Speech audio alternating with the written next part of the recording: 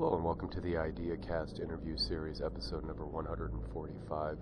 My guest in this episode is Gissele Taraba, and Gissele holds two masters, one in health medical research and the other one in social work, and she puts that analytical capacity to work in an organization that she co-founds and co-runs with her partners and collaborators, and that's called the Maitri Center. And we explore the Maitri Center in this conversation, and we also speak with Gissele to her background and her history and some of the things that drives her to explore love and compassion. She also has a podcast aptly named Love and Compassion Podcast. So we explore all these activities and ideas that Gissele is working with, and I enjoyed this conversation with her. I certainly hope you do as well, and I thank you and appreciate you being here. And I'd like to welcome Gissele Taraba to the IdeaCast interview series. Looking forward to a meaningful conversation. We had a pre-meet. We talked about some things. I did some research on Gissele, and I think this one's going to have some traction in terms of what I would consider kind of relensing a very difficult aspect of our emotive, affective nature, and not even emotive and affective, but beyond that, like how procedural, how we operate as humans. So Gissele, I'm setting things up really intensely here. So welcome. Glad to have you here. Thank you so much for having me on your show. Yeah, you fit very well. Not that I have a specific theme, but you fit well with the curiosity and the exploration that I like to engage with. So, and to the YouTube audience, welcome to you all as well. Thank you so much for being here, especially my subscribers. I always appreciate you guys.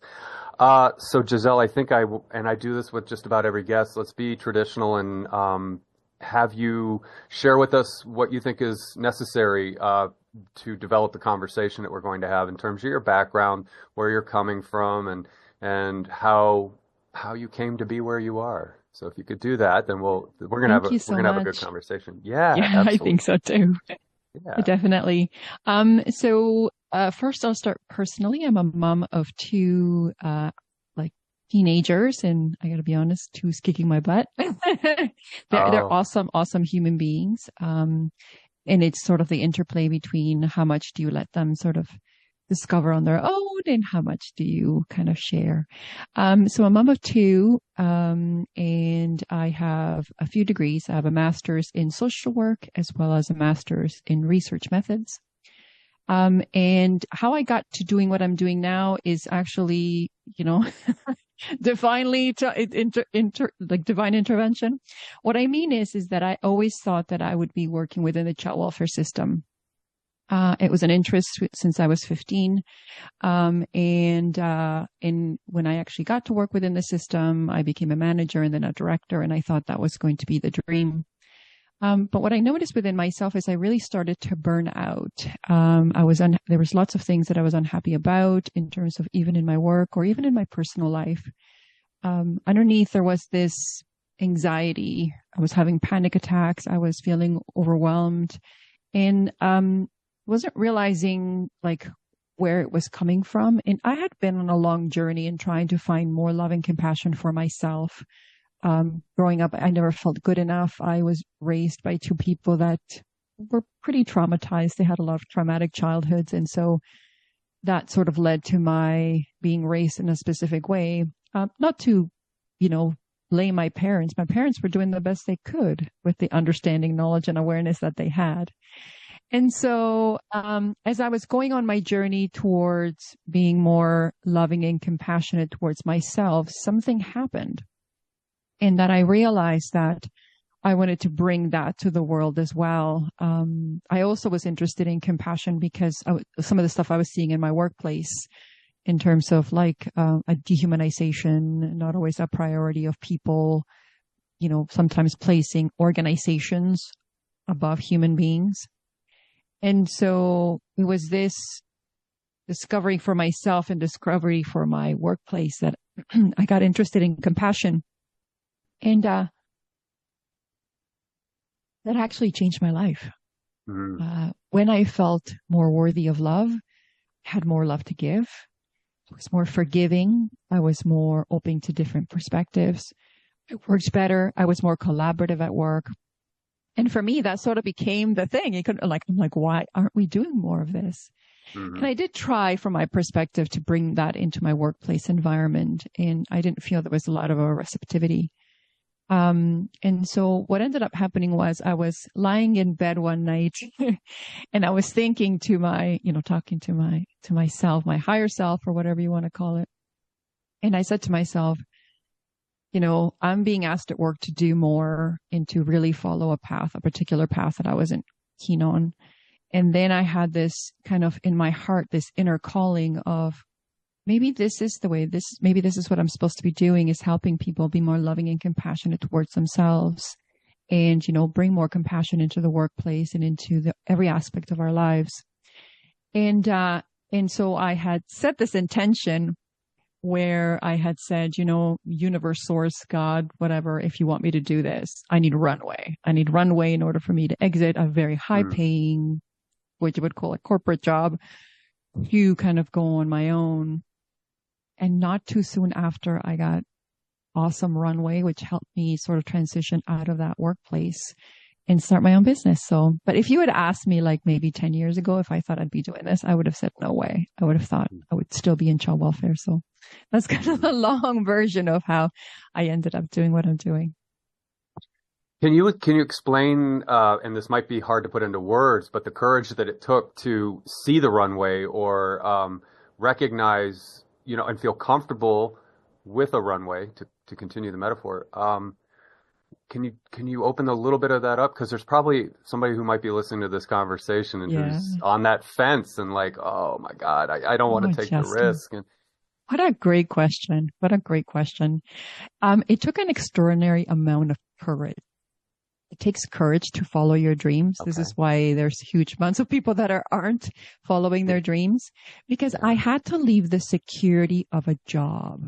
Mm-hmm. And my husband also has his own business. So I know about the volatility of a business that it can have. And so I was always the secure one. I was always the one that had, and like, especially my mother grew up in poverty. We're talking poverty. And so one of the things she instilled within our family values is that you always have secure employment. Mm. And so for me to leave that security of everything that I was taught was really scary.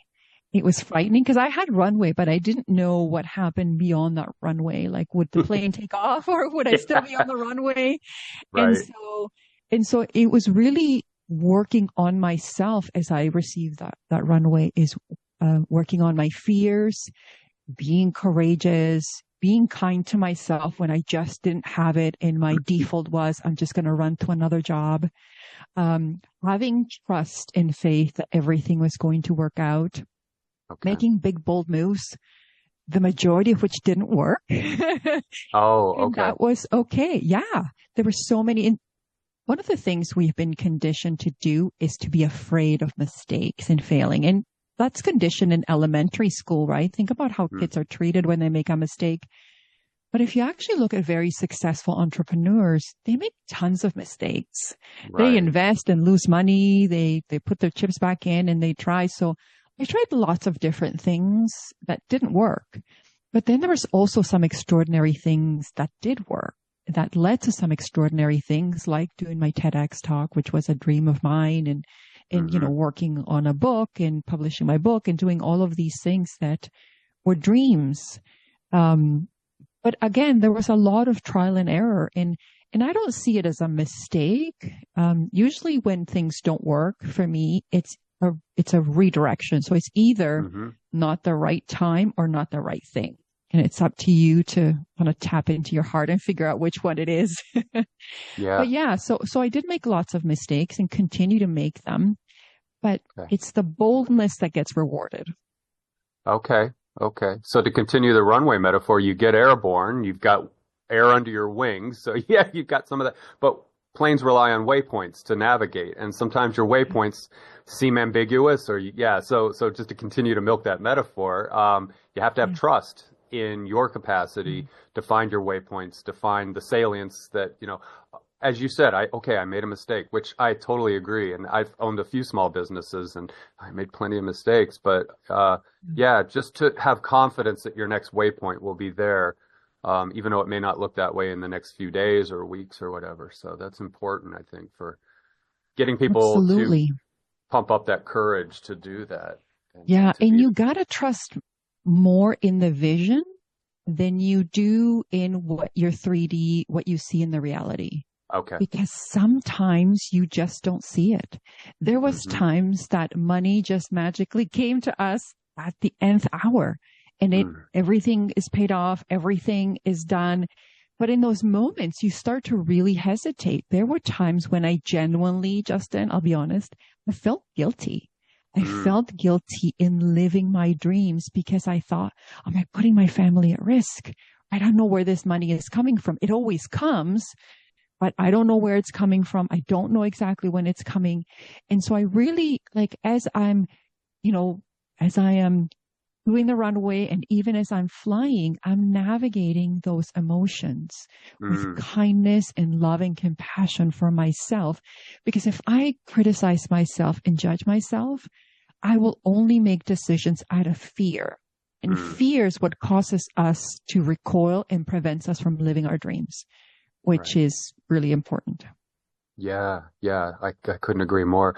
Now you have an entity, a living, breathing entity called Maitri. And so in the beginning, when you took off, is there an evolutionary story by way of the trial and error, mistakes made? And is this a growing process towards Maitri, or were there radical shifts and hard, orthogonal changes to how you arrived at Maitri? And we'll talk about Maitri in a moment. So, and Yeah. one tangent, YouTube audience, I will have the TED Talk down below. I will have all links to Giselle's work that will be referenced in here, the book and the talk. So just wanted to push that in real quick before I Thank forget. you, Justin. That's so Yeah, generous. Thank you so much. yeah, of course.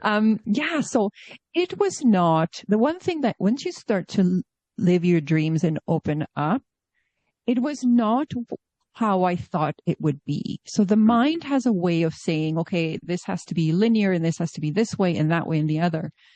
But when I allowed myself to be the most authentic version of myself and allowed myself to open up to the gifts from the universe, source, whatever you want to call it, whether you want to call it God within you, when I opened up to my heart had a way bigger dream than I ever thought that I would be doing. Like the dream that my heart has for me and the dreams, and it's not just unique to me. I am not special.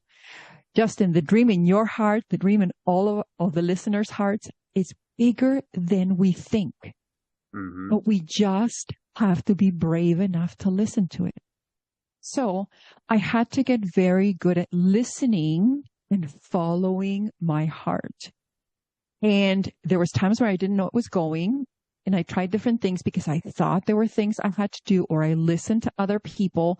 Other people's advice is wonderful. But if you're trying to follow somebody else's formula to your success, you're only going to end up with their life. You're not going to be following your own life. And so I got this quote, I think it was from Neville Goddard, just like this manifestation guru who talks about how everyone within themselves has a seed of their biggest, boldest desires. And that seed has everything that we're going to need in order to make it happen. Like we have all the skills, all the abilities, we're going to meet all the right people, only if we kind of allow ourselves and kind of get out of the way. And so for me, I really had to tap into that and follow it.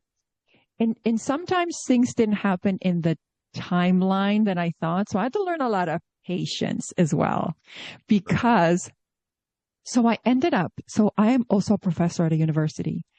And it ended up being that this sort of job just sort of landed on my lap, which is another story in itself. And in the beginning, it didn't look like what I thought, because this is me teaching research. It really didn't have anything regarding compassion. And so I thought, well, I don't know if I should do this. Am I going back in the workplace? And now that I've been teaching this course, like I teach 2 types of research, quantitative and qualitative. I weaved in opportunities to teach compassion, to talk about all the important things within the research. And it has been transformative for me. It's been transformative for the students. And so I wouldn't have had that opportunity for students in particular who sometimes, like especially since COVID, students have been struggling with isolation, loneliness, and mental health. And so I didn't know. I still thought it was in a box. But my heart knew that there was lots of potential in that position that would enable me to also find a new audience in young people. And so you have to trust, just like you said, and it's not linear in the way you think it is. I ended up doing lots of different things. One of them is my book, you mentioned. Mm-hmm. So I did not want to write a book. I did not have an intention of writing, especially not the book I wrote. And so I kept getting messages to write this book. And a friend of mine who tends to have like these sort of psychic abilities. Anyways, I hadn't told anybody about it. I just kept hearing this thing, write this book, write this book. So we invite her and another friend over, we're in our pool and it's just her and I. And we're swimming about and she looks at me and she goes, "When are you going to write this book?" And I was like, okay. So I end up writing this book, and this book it is an Amazon bestseller for like a day or 2 days or whatever on conflict resolution. Okay. And I thought that was the thing. I thought, oh, this is the thing. And then it just kind of like, kind of went away. And then I was like, oh, I don't understand. I thought this was it. But the purpose of the book wasn't just to reach out my message. It was to enable me to do the TEDx talk, which is then now helping me achieve an even bigger dream that I'm doing now, which is working on a documentary. So when you think it's linear, when you think, well, this should be giving me this payoff or this should be doing this, it's not what you think. They're all just sort of stepping stones, and you have to be willing to be open to not know. And uncertainty is very frightening for people. And again, this is why compassion, self-compassion and self-love are so important, because it's not about not feeling the fear. It's about acknowledging the fear and acknowledging that you are scared, but doing it anyway. And that's the true definition of courage. It's not like I don't feel any fear, I'm doing it. It's feel the fear, give yourself some soothing and nurturance, and do it anyways. Wow. Yeah. Yeah. And myself having gone into, what I used to call, chronically self-employed lifestyle was converting that fear and anxiety alchemically into motivation. Mm-hmm. So it gets your butt up in the morning. It puts you on edge, and you can obviously pathologize this, but for me, opening a restaurant was the worst case scenario of this. And my wife and I turnkey, it was not turnkey. We opened from scratch. So we had to start, and I was a chef, but I didn't know how to open a restaurant. Even though I'd opened them for other people, I'd been to like 4 openings with corporations and stuff, never having done it as the sole person who can make or break it. So yeah, fear has to be there. It has to be, because otherwise, if you're not afraid or you're not scared, then you're not aware of what the potential reality might be, right? That you could fall down, or in our case, I forget what we put into it, but 5 figures, 30, 40, 50,000 to get it started, it's like, you gotta respect. I love that you said that, Justin. I love that you said that. And the reason being is because you just triggered something in my head. When you're about to embark something bigger, when you go beyond your growth edges, your mind will get really scared. So when I did my TEDx talk, and that was something I really wanted to do, and so we were supposed to have it memorized. I didn't know we had teleprompters. Okay. Oh, okay. Cause they match you up with a person that helps you sort of like write it, and they listen to you perform it and give you feedback. So I was doing the rehearsal on the Friday. By Wednesday, I didn't have it memorized. Okay. And my brain went into overdrive. We're going to make a fool of ourselves. We're going to fall on our faces. They're going to make fun of us. It's going to be so awkward. Don't do this. Yeah. Right. And my mind wanted to bail. We're like, we got to go. We got to run. Uh-huh. And so because I had been practicing self-love and self-compassion, I'm like, hey, it's okay. even if we make a mistake, we'll just pause and start from where we are. And so what if people don't think that we're that good? It's not going to change us. We are worthy just because. We don't have to earn their love. We don't have to earn their acceptance. We are sharing something out of our heart. So if it doesn't go well, it's also okay because your partner is going to be there and he's going to be able to support you through. So I was able to talk myself out of that. And on Friday, I had it fully memorized and Saturday went off without a hitch. So, but these are the things, like you said, when we're about to hit something good and important, the mind does try to talk us out because it knows that we're about to shift. It knows we're about to do something bigger than it can handle. And it's not about negating or making the mind wrong or hating it or be like, oh my God, I can't believe it. It's more like acknowledging that inner fear and saying, it's okay. I got you. You're safe. You're trying to protect me. Thank you. But I've got this. Yeah. And that takes practice. Oh, absolutely. But walking into a baptism by fire by doing a TEDx talk, you know. And when you were saying that, in my mind, I was thinking how I would salve myself to some extent is to say that audience is there being vulnerable with me because not to the degree that you are as a single person on stage, but I try to imagine some comic in New Jersey in a bar full of drunks, you know, and they're all going to heckle him if he or she drops one line or gets one thing. But the TEDx audience is going to be listening to you and appreciating the message, and a flub or two will go highly likely unnoticed. Whereas again, in that bar in New Jersey or whatever, you're better totally not right. flub. The crowd will destroy you. You're totally right. So one of the speakers did sort of like pause because I think they kind of missed where they were. Okay.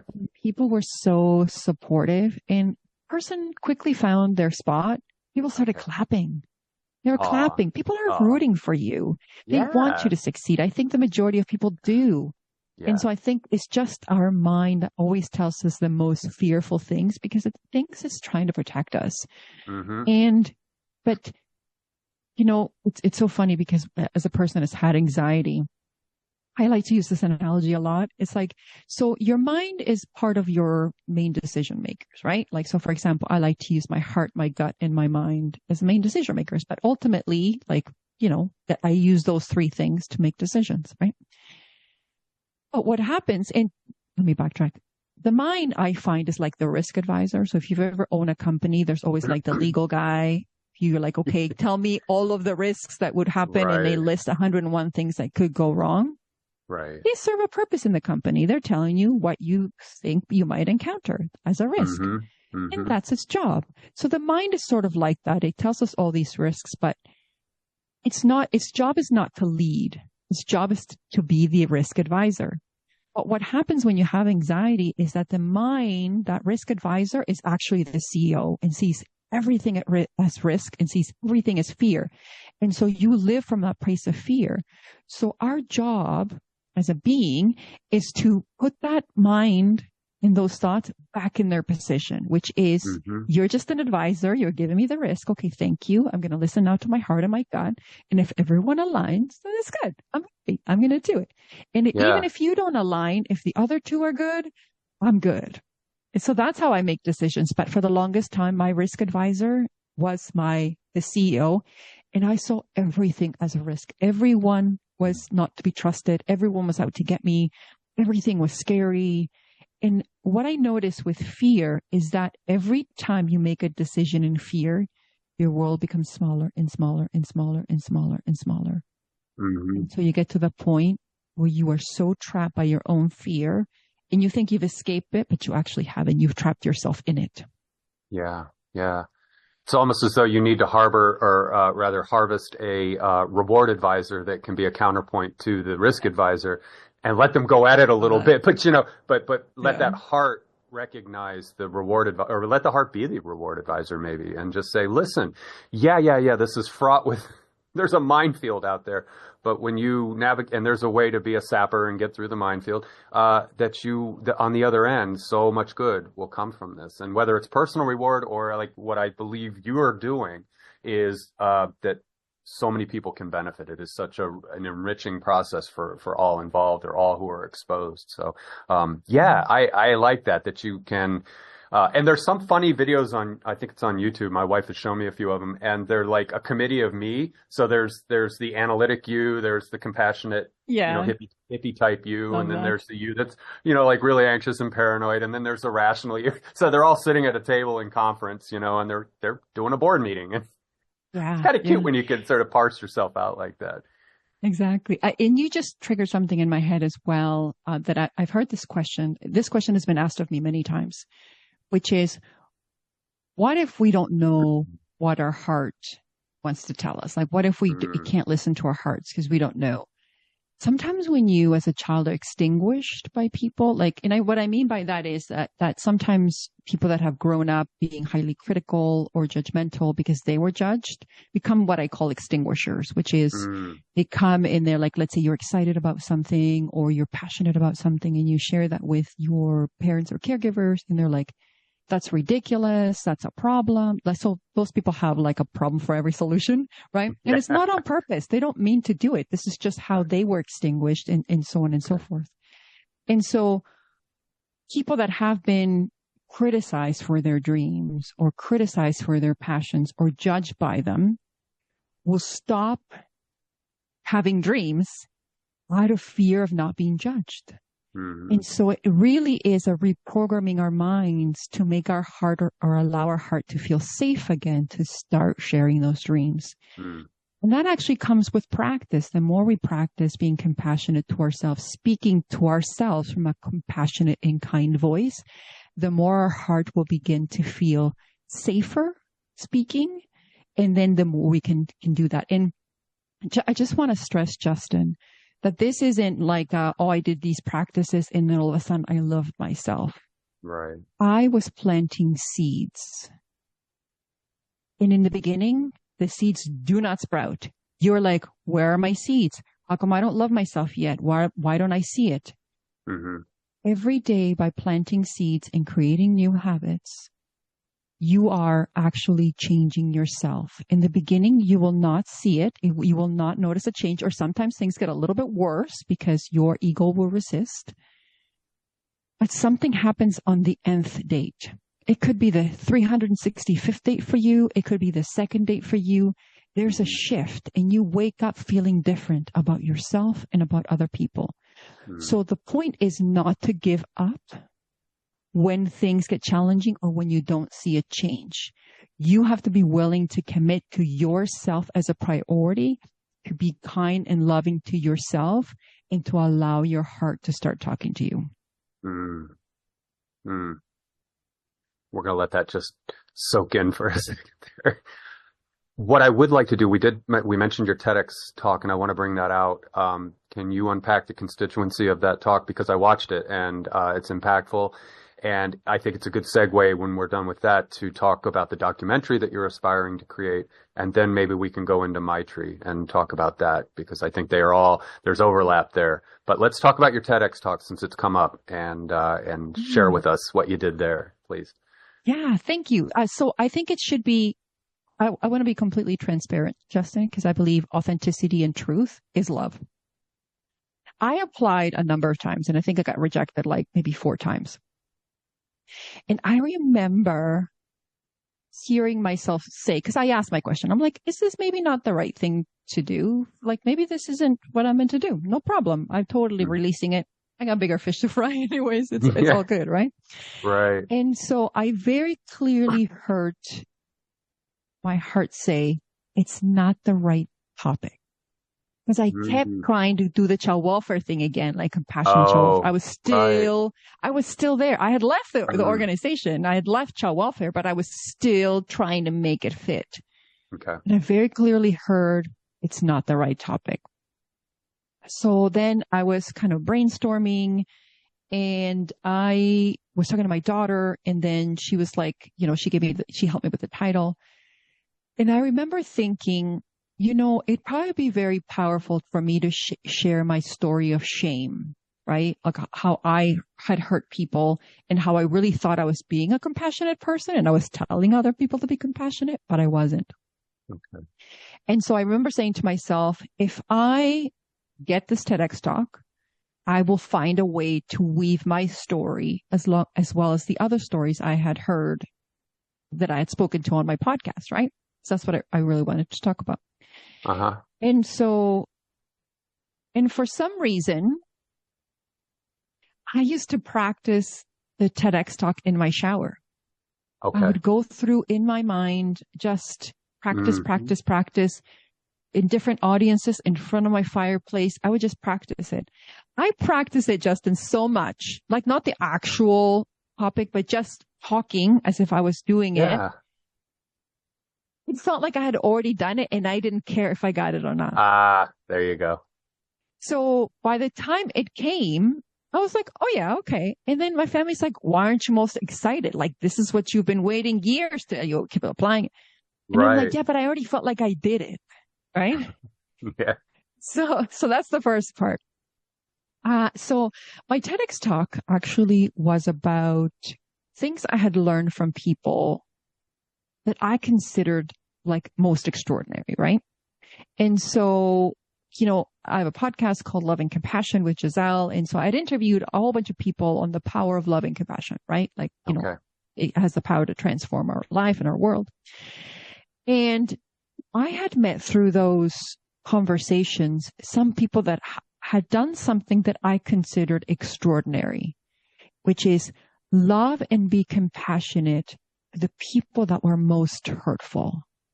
And I had always heard about, like, I had followed Martin Luther King, like love thy enemies, and Jesus, big believer in God and Jesus, right? And so they're like, like bless those who harm you, turn the other cheek. But I had always seen it in the spiritual part of it, like the spirituality of it. Like, they're telling us to do these things, but nobody tells us how or why or what the outcomes would be. And so here I'm chatting with people that are actually doing it. A woman whose son got killed chose to forgive the person who killed him and chose to help him too, right? Even though this young person is in jail, he talks about how transformative her forgiveness was. There was a case of a woman who was actually kidnapped when she was on vacation in Belize, and she was taken deep into the jungle, assaulted, and then he was about to kill her. He was about to murder her. Mm-hmm. And she said, the only recourse I had was actually leaning into this person and seeing their humanity so that they could see mine. And so she got very curious about him, learned all about his life. By the end of that interaction, he drove her back to her hotel because he wanted her to be safe, which doesn't make any sense considering he's the person who put her in danger. Yeah. But there was a complete shift in their relationship because she decided to not hate this person or fear this person, just decided to see their humanity. And so I would hear these stories again and again and again. And I thought, wow, there's something here. There's something that I'm learning about this, what these spiritual teachers are talking about, that actually love does have the power to transform and how it can do that. And at the same time, I was really focusing on my own journey and trying to fully forgive the people that harm me and truly, and also consider being forgiven as well, because I have hurt other people. Mm-hmm. And it's so being able to see it from that dual perspective in really wanting to explore that. How does love transform? Is love truly our nature, or is this something that we have to work towards training for ourselves, right? And so this documentary is about bringing all those people together and for me, chatting with them face to face and bringing all the different people, victim and perpetrator, together in discussion and reconciliation, as well as kind of marrying that with the research on, human anthropology, like the human nature, like neurology of a neurologist that works in, she does a lot of work on compassion out of Geneva. She has demonstrated that compassion actually can be trained. We can train ourselves to be more compassionate. And so it's putting all those stories together. And I give a little bit of that in the TEDx talk. I talk a little bit about my journey and understanding and using compassion to help me understand how I hurt someone, the shame I experienced, how I managed that, so that I could then really look at myself and say, am I truly living my values? Mm-hmm. And this is where I have realized that compassion and love really are the answer. And I don't mean to sound like a fortune cookie. What I mean is, so when I used to work as a director, one of the departments I had is HR. And I would see people on both sides, like people that were accused of bullying and harassment, racism. The people who were usually accused tended to see themselves as victims. Okay. And so when you accuse them of something, they will only further victimize themselves. And it was the same with punishments. Whenever we punished anyone, it further just fed the fire of their believing they were a victim. Mm-hmm. But compassion and love for yourself allows you to, instead of criticizing yourself and shaming yourself, to really look at the impact of your behavior on other people from a place of curiosity, not from a place of judgment.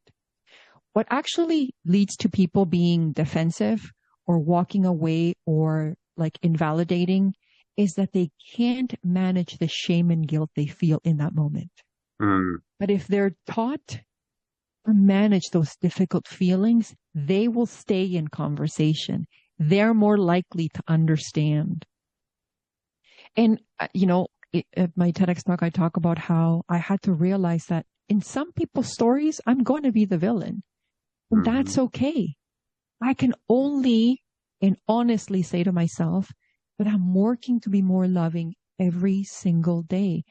And sometimes I don't get it right, but I'm working on it. And that is my ultimate goal. Your goal is to get better at working on it, right? And not sort of land at some place where you're absent of being the bad person. I'm clarifying. No, this is good. No, this is good. No, you're totally right. Thank you for calling that. My goal is to get there. So it's, but I love your reframe because you're right. So words have power. If I say I'm working at it, I'm constantly going to be working at it. So my goal is to be there, is to be the most loving and compassionate person I can be. But I love, Justin, that you clarified that because it's so true. Sometimes I even get stuck on working language. We can constantly be working on ourselves, right? Right. So it is so spot on. My goal is to get there. My goal is every day I'm getting there in terms of being more loving and more compassionate towards people. Okay. And part of that's my dogma when I ask the question, because what I tend to get a little, I don't know what wisdom tradition this might be born of, but it's just like you're in that journey process, and what you have on May 9th, 2025 as a destination or a goal will be altered by the growth and the changes, the metamorphosis that occurs, yada, yada, yada. And so you transcend. So that's kind of, just so you know the motive of the question, it's more like a year from now, your arrival the frame will be different, right? And so I just, because I often, when I want to pontificate, I say, don't worry about the destination, just be good at the journey, be good at making mistakes and learning and bettering oneself. So just so you know, that's context in the question. Oh, Justin, this is perfect. This is perfect because that was the other thing that I had to learn. I had to learn because you're spot on. I was constantly worrying about being there. Why am I not there? Why am I not there? Why am I not there? But what it does is that it reinforces that you're not there. All you're doing is when you're like, is it here? Is it here? Is it here? Is it here? What the universe hears is, it's not here. It's not here. It's not here. Right. But when you get to love the journey, wake up feeling grateful to be alive, to see the people in your life, to do what you want to do, to even just breathe air and see the sunshine, you get more things to be grateful for, and the journey starts to become joyful.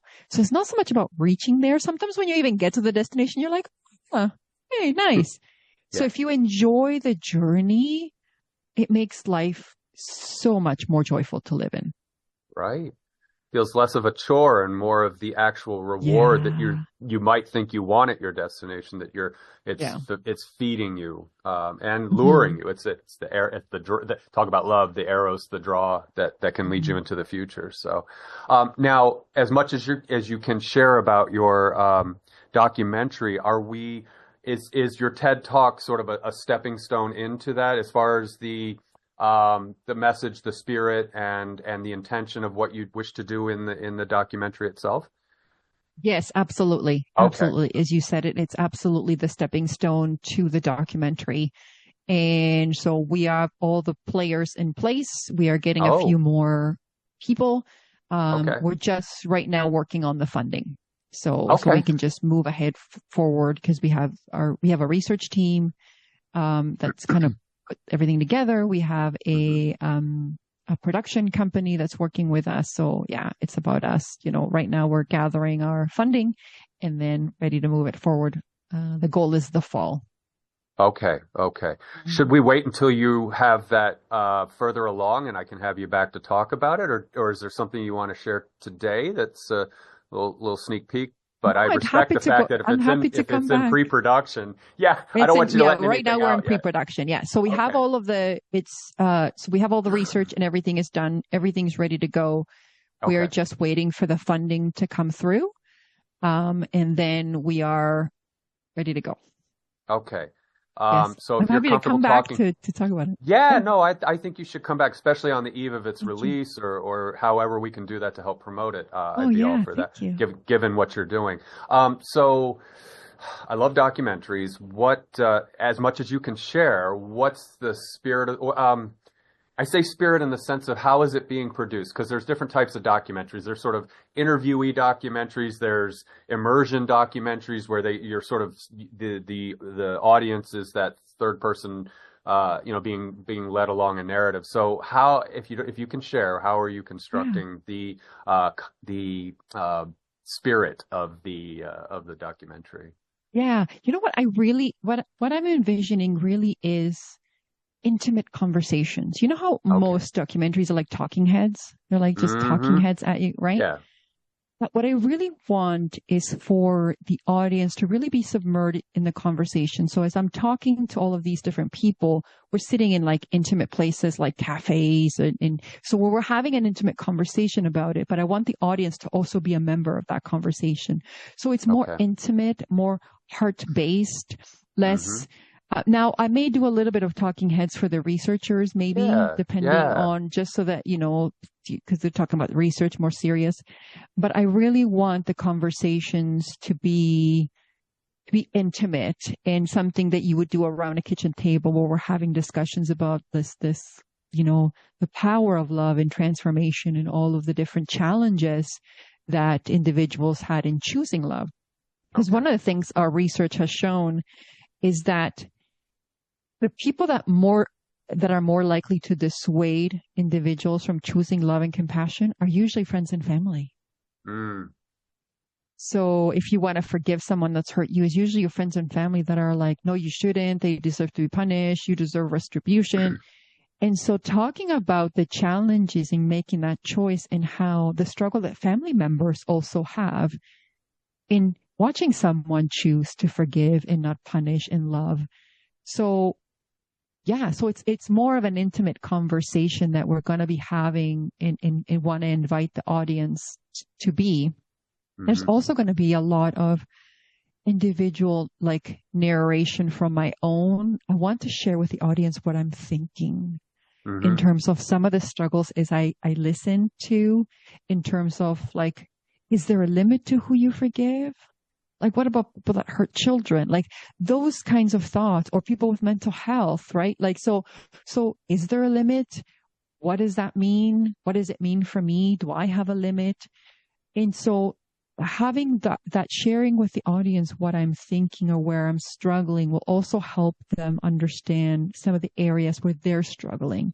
Okay. I have the benefit on having been both somebody that has hurt people, and also and I understanding as going through my process of dealing with shame and guilt, as well as also I've been hurt by a lot of people in very traumatic ways. And so understanding the desire to be forgiven on this one hand, and then wanting to punish and isolate on other, understanding that interplay will help me and will help the audience understand why we choose what we choose and why it's important to make a different choice, especially in today's environment. Yeah. Yeah.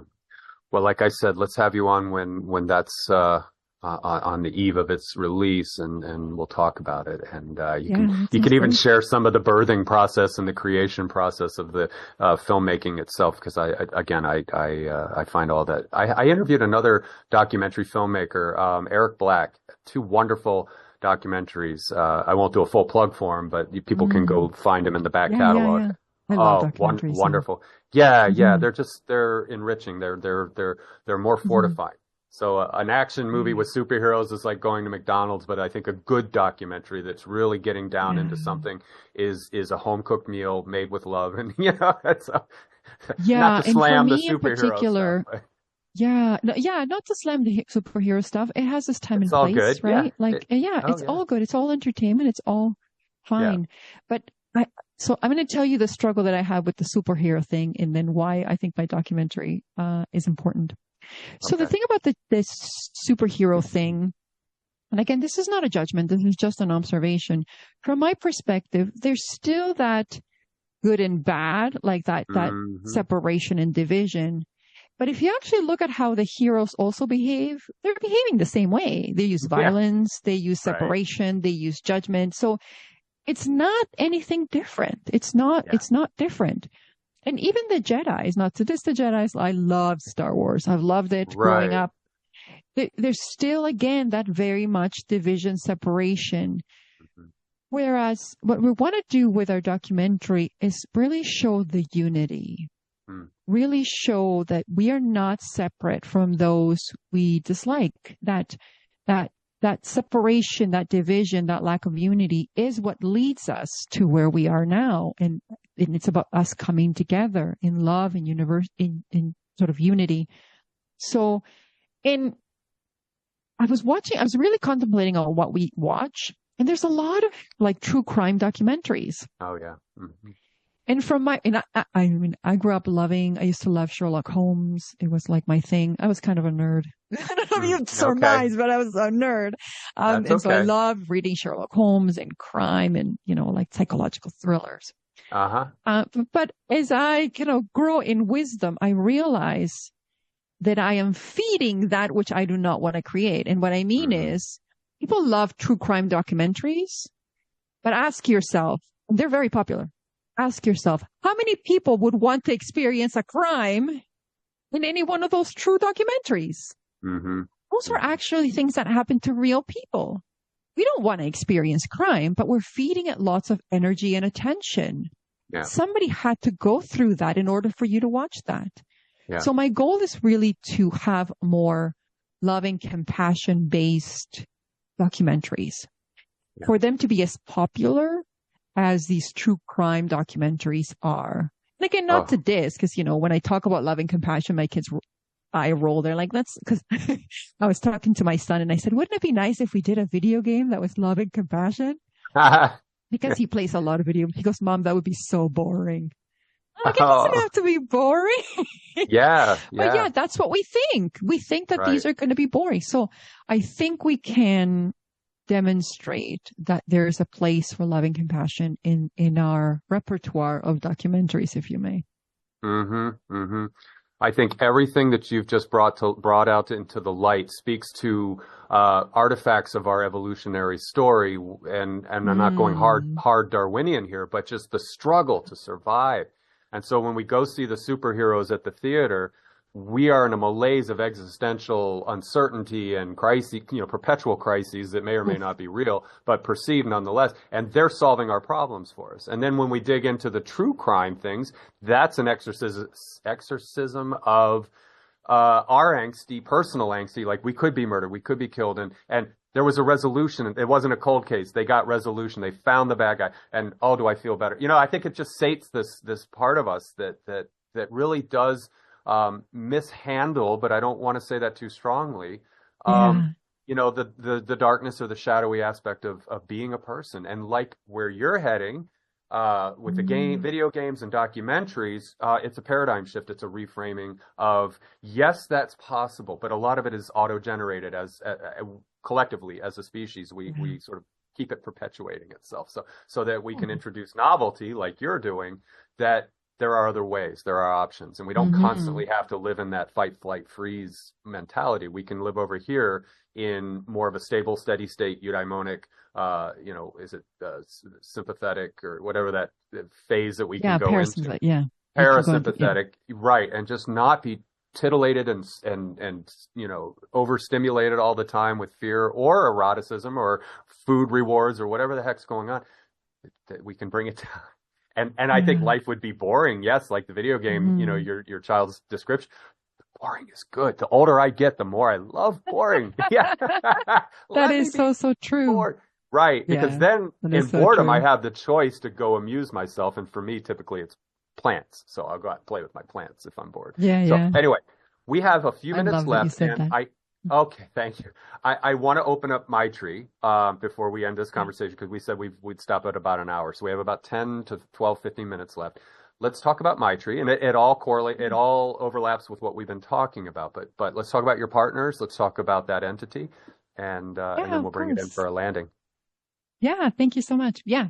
So Maitri Center is currently where we offer different services. So we offer organizations the ability to, because I have experience with organizational leadership. I have lots of certificates on organizational leadership and was a director.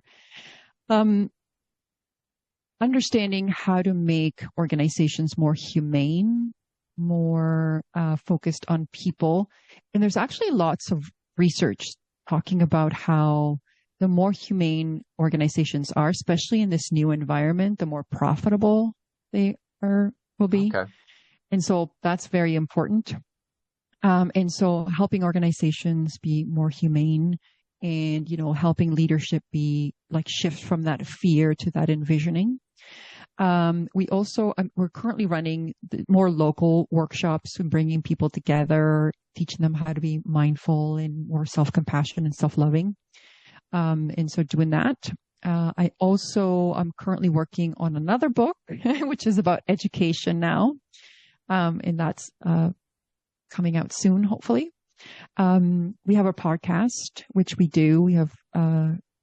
We're trying to move to weekly, but we have lots of, guests that come talk about the power of compassion so that people see that there's an option to what you were talking about, that fear prevents us from being loving and compassionate. When we're in survival, our lens goes this small. And why I marry often compassion and love-based work with manifesting and living our dreams is because I truly feel that if people shift out of survival and move to living their dreams, they're less likely to feel that life is a zero-sum game. They're less likely to be envious of other people or jealous or live in fear and live in survival. And so the two kind of go hand in hand in terms of people really flourishing in all aspects of their life, but using love and compassion to help them flourish, which also leads to them being more loving and compassionate towards other people.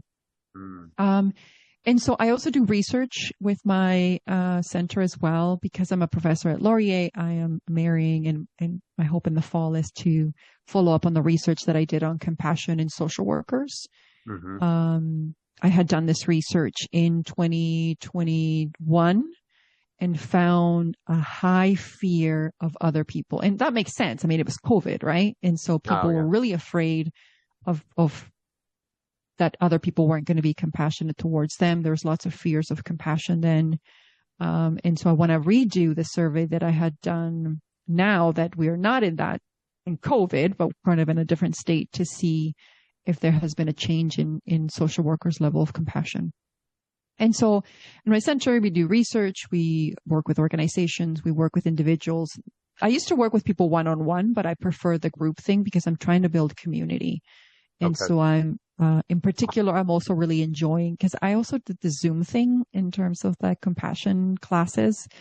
I really am enjoying doing face-to-face stuff with people. There's something to be said about creating communities of love, communities of practice, people coming together, learning about mindfulness, learning about meditation, learning about how to speak to themselves in a much kinder way.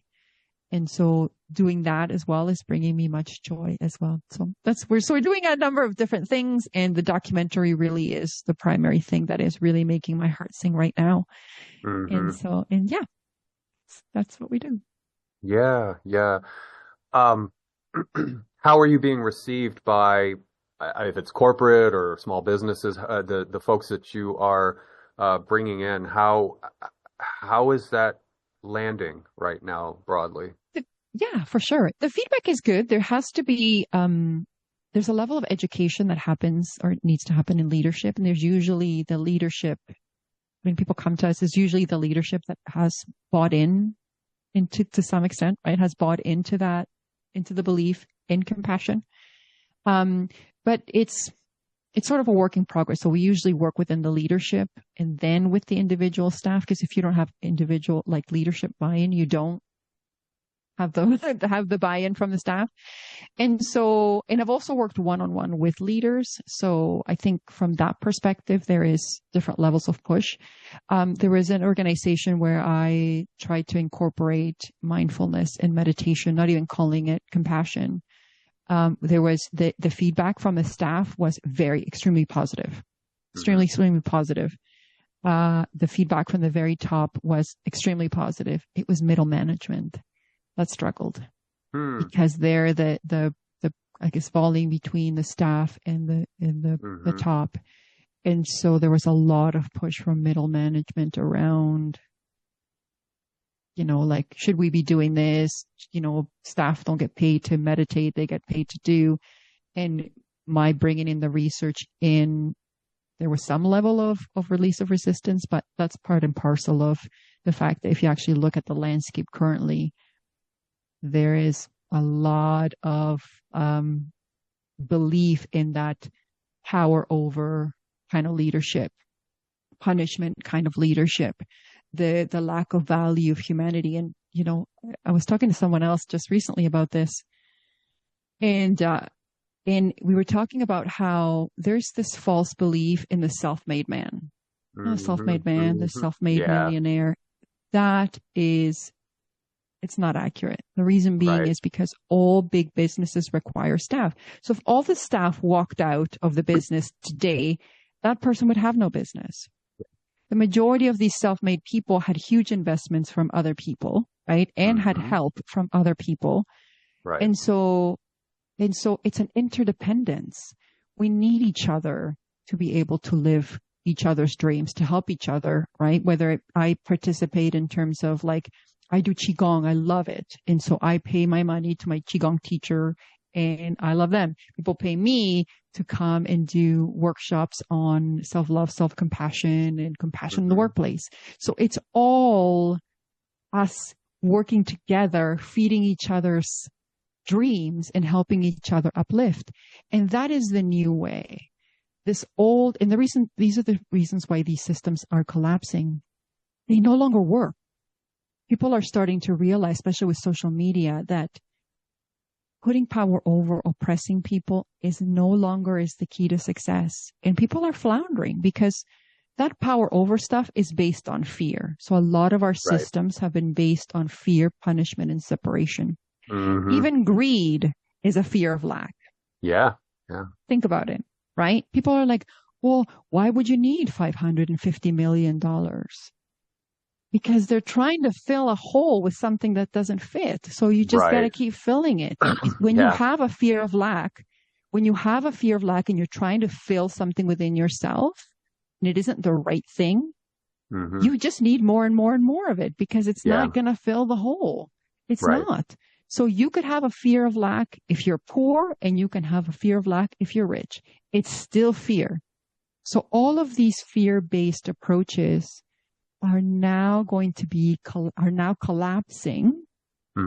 That's what you're seeing is people are, people are scared, people are worried, even the whole concept of AI. I think AI could be a very, very positive experience depending on the perspective you choose. It could free us to be more creative and do more things and live our dreams and do the things and maybe do things that maybe we wouldn't want to do. And so everything is an opportunity for us to live our best life or to live a life of fear. It's just about what we're going to choose. Yeah. It's encouraging to hear that you've got your radar out there and you're seeing that at least up in the upper levels that they are appreciating the fact that the X theory of management, the punitive coercion management style is not it's 19th century business, that's not really effective. And that and that middle management could perhaps open up a little bit and realize, and I get their position because they're dealing with the staff and they also have to be accountable. So I get their fear, but if they could be a little less short-sighted and realize that another means of motivating an employee or developing an employee doesn't involve whips and all these kind of punitive threats and things like that hopefully they'll see the light in that and realize you're going to get a much better worker if they are meditating, if they are open. They still have to be, you still have to be a good leader and they have to steer them and help them develop themselves. That's different, I think, a different category, but just their overall willingness to be a good employee, their willingness to show up, give 100%. And I've seen that. I've mostly owned my own businesses, but currently I'm in a job that I haven't done and I'm seeing that. It's like there's no motivation in some of the levels, and it's like you can't just use punitive tactics to incentivize. No, people. and a good leader knows how to bring the best out of each person. Yeah, they realize they help people alchemize their lacks into strengths, right? And they know how to bring people together to offset some people's lacks, right? And so it's about really strengthening your team and bringing them together and allowing them to flourish. That is really the key, and investing in your people. And what I realized when I have done it, like in terms of when I myself apply these rules with my teams, people give 110%. They don't even want more money, although you should pay people fairly. They love that recognition. They love being seen and as an individual, not as someone who is like, oh, I'm going to treat everybody with equality. Everybody's going to be the same, like some cookie cutter cutout. If you want organizations that are diverse, you want to be able to treat people, give them what they need, and allowing each of them to flourish. You would not treat a rose the same way that you would a marigold. They require different nutrients. They require different things. They're still all flowers and all beautiful and perfect, but you're going to give them each what they need in order for them to flourish as much as possible. And going back to the point that you made, the reason why people are shifting is, number one, they're seeing it doesn't work.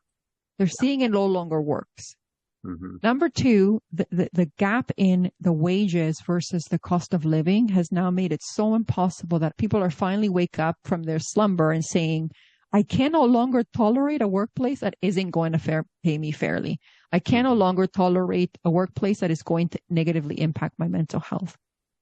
And the other thing too is, God bless all those researchers that are doing research on compassion in the workplace, that are publishing their books, that are putting out there the research that shows that working in a more humane way pays off, and paying people a living wage pays off for the organization, and it works for the staff.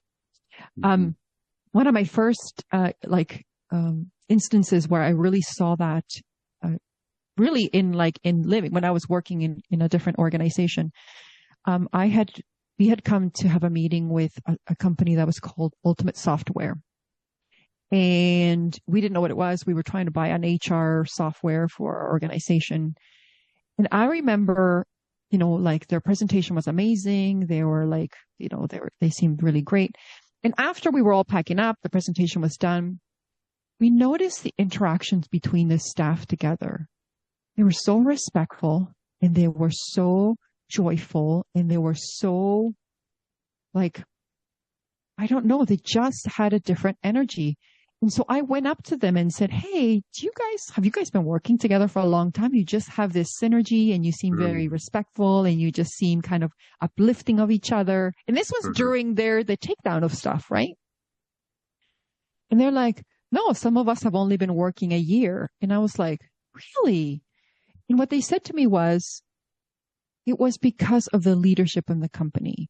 So everyone who actually became part of that company was onboarded. They got a package as a welcome of like, we're so happy that you're with us. You're so happy that you're on the team.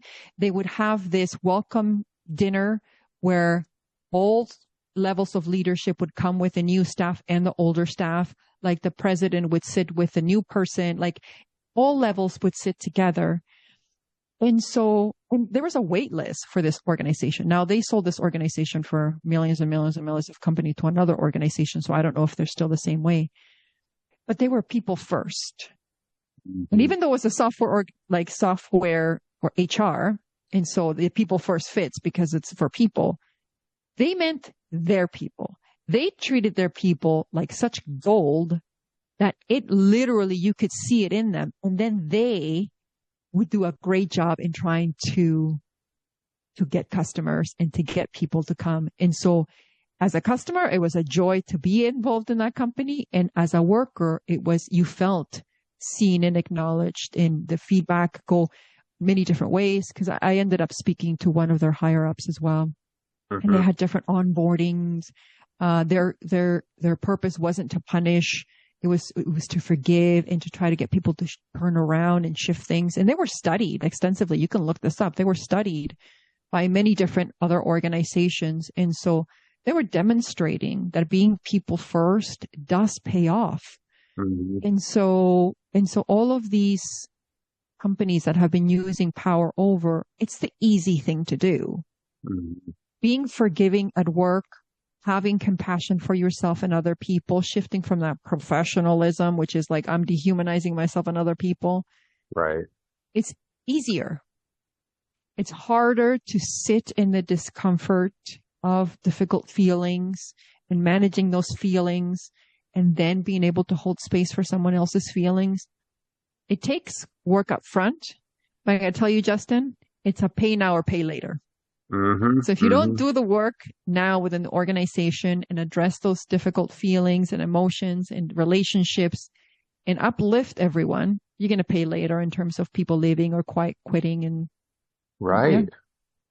No, that was going through my mind as you were talking about that. And I'm thinking, if I'm in human resources and I'm in the old paradigm of management, you'll still see the malcontents, maybe the troublemakers, maybe the less productive people because they have an attitude that, they're not getting paid enough. So why, like you said, quiet quitting but when you have a thriving, resilient, enriched environment, an egalitarian environment, those people are going to stand out even more, and they're welcome to leave because somebody else is going to be very much willing to come in there. So it seems like it would make HR's job a lot easier to get that ideal staff in there. That recognize what's going on. Yeah. And that's what the leaders don't realize. Do you know how much money from an HR perspective is spent in mental health, leaves, turnover, retraining? Like, especially if you have a workplace that is toxic, there's high turnover. You're spending lots of money on mental health or turnover and gapping positions. And so, or you're burning out. If you're choosing not to replace those people, you're burning out the remaining team that you have, and then they will go and leave. All of that costs you money. Yeah. All of that costs you time, which is also another proxy for money. Right. And so investing in your people is investing in yourself, investing in the long-term well-being of your company. And so it really is an act of, self-improvement to help improve other people. Like, there is that interdependence and reciprocity. What you do for yourself, you do for others, and what you do for others, you do for yourself. And so I think we're starting to see those companies now go under because, and it took a little while because in the beginning, they were making lots of money, but it's sort of like, in the end, it all comes back to you. I've shared this example before, but I'll share it here. So I was really reflecting on why we have created companies that don't pay people living wages and they try to be as cheap as possible and the cheap in quality and cheaper, right? So then, Justin, I had to begin with myself. I had to ask myself, where am I contributing to this problem? And I had a fear of lack myself, right? Because I was raised by people that had faced poverty.